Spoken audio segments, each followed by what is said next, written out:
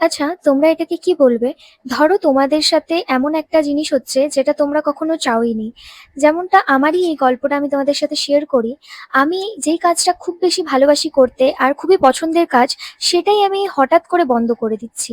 কেন? না মানে আমি পছন্দের কাজ বলতে আমার লাইফে ভিডিও করাটা আমার ভীষণই পছন্দের।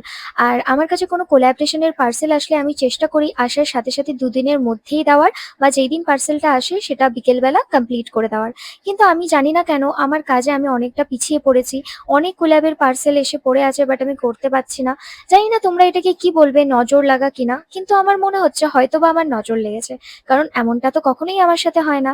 জিম যেতে এত ভালোবাসি, সেই মেয়েটা এখন জিম যাচ্ছি না। কিছু না কিছু কারণে বাধা পড়ে যাচ্ছে, জানি না কেন। আর এই দিনের ভিডিওটা ছিল ভোটের দিনে। ওই যে বললাম না পছন্দের কাজগুলো করতে পারছি না, এটা একটা বড় উদাহরণ যে আমি ভিডিও করতে এতটা ভালোবাসি সেখানে আমি ভোটের দিনের ভিডিওই দিতে পারিনি।